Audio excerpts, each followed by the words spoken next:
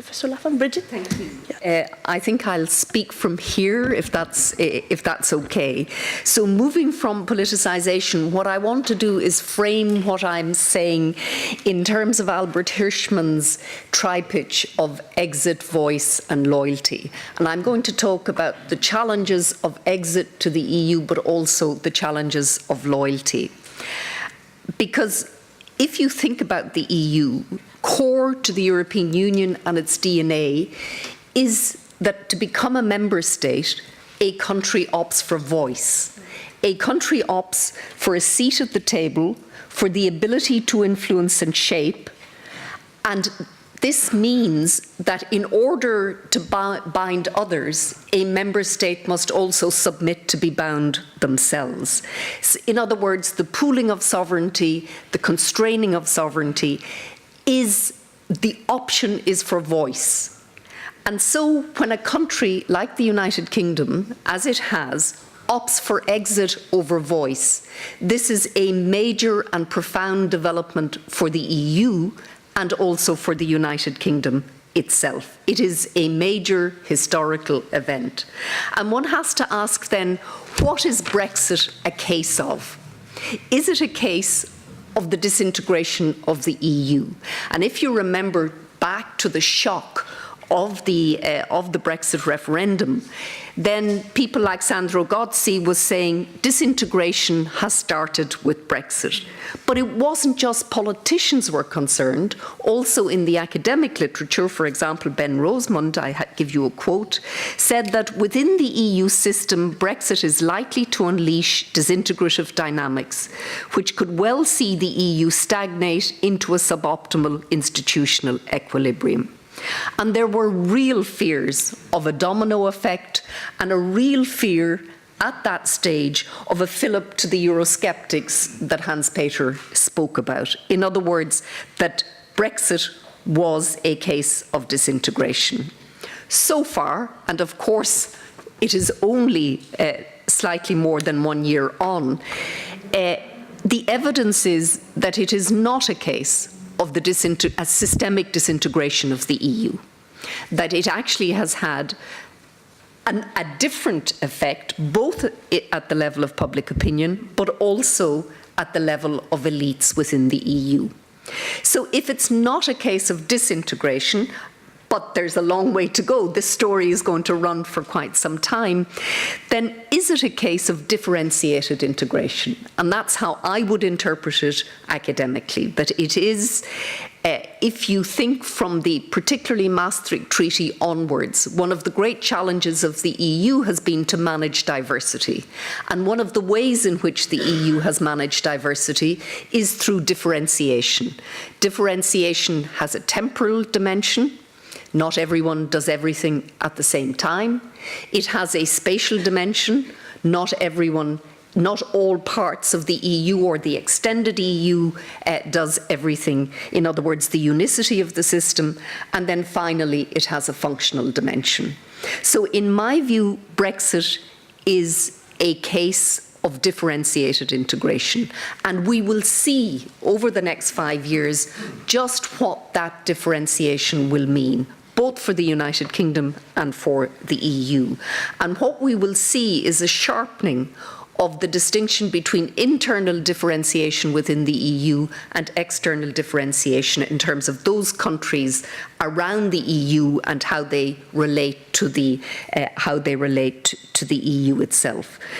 So I would then argue that this case of differentiation is particularly problematic, and I would say for 3 reasons. One, that the United Kingdom within the Union was one of those states that drove differentiation or exceptionalism within the EU. In other words, it was one of the countries that was at the higher end of opt-outs or special relationships. And even that was not enough to contain the EU within the system. The second and in a sense much more profound challenge is that the United Kingdom is a large state. It is very easy to handle exceptionalism if it's Norway or Switzerland. Small states can be accommodated systemically much more easily. But when a large state opts for exit over voice, then it becomes existential for the system itself. In other words, for the European Union, the exit of the United Kingdom has implications for what the EU can offer the UK in the post-exit environment, because membership must matter. Europe can handle the complexity with some difficulty of 100 agreements with Switzerland, or it can offer outsider-insider status to Norway, Liechtenstein and Iceland. Effectively, they are outsider-insiders. They're takers, not shapers of the system. But there isn't, and this is the real challenge now, in my view, for the United Kingdom, is there is no bespoke arrangement available to the United Kingdom that is equivalent to the sort of 100 deals that can be done with Switzerland. I think that systemically for the EU, this would be profoundly dangerous for its coherence, its cohesion, its credibility, and its future. In other words, the balance between rights and obligations, between benefits and costs. Because in the end, the EU post-Brexit, membership must matter. The other member states must feel that the benefits and the balance between rights and obligations are in sufficient balance that they can cope with the downside of being members and the constraints of being members, rather than that there is a privileged agreement for a large external state. And that, I think, is going to be the real challenge of the Brexit negotiations post the first phase, if they get to a first phase, if they get it past that first phase, and I suspect that they will.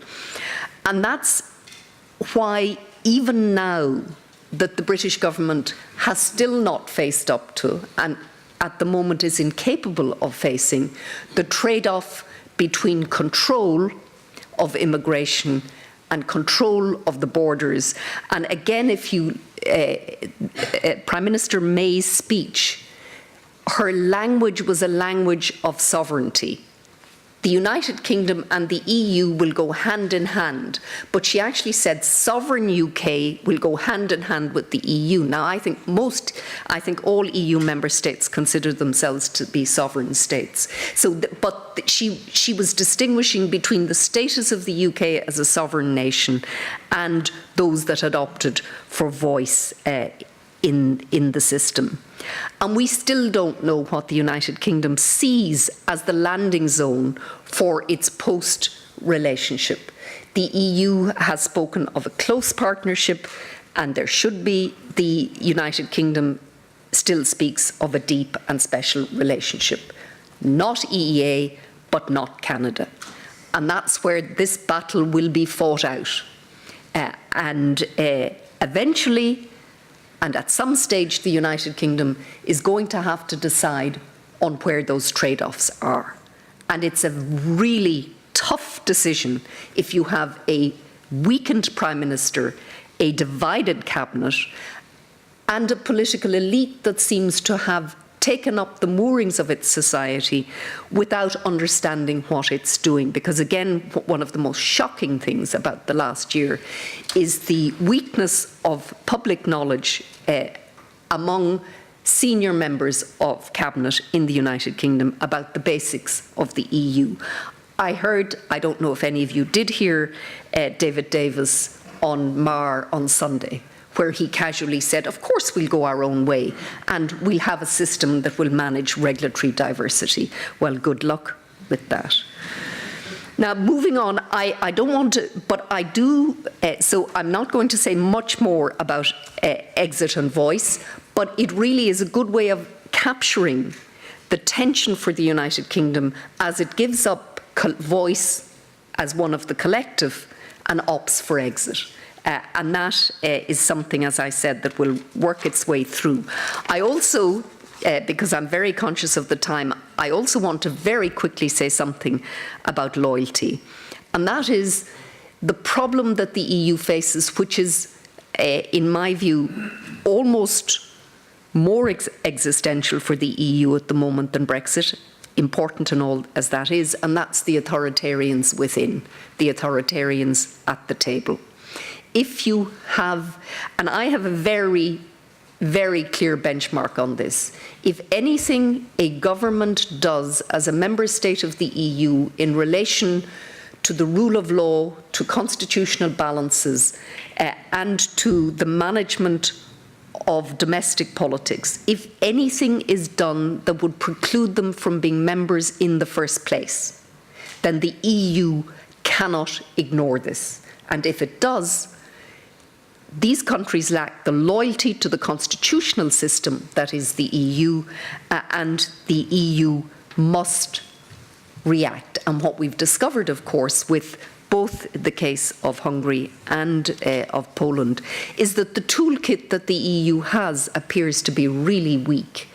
There are political problems in using it, there are judicial problems, but if the EU doesn't get a grip on this, either through hard power in terms of the financial framework in the next period, but also prosecuting the behaviour of these countries, then the EU loses what is absolutely core to its DNA, and that is that it is an interstate cooperative system based on the rule of law and on the constitution. So I would say exit, voice and loyalty are really important challenges to the EU at the moment, and ones that it can't, either on the Brexit side or on the authoritarians within, it simply can't ignore them.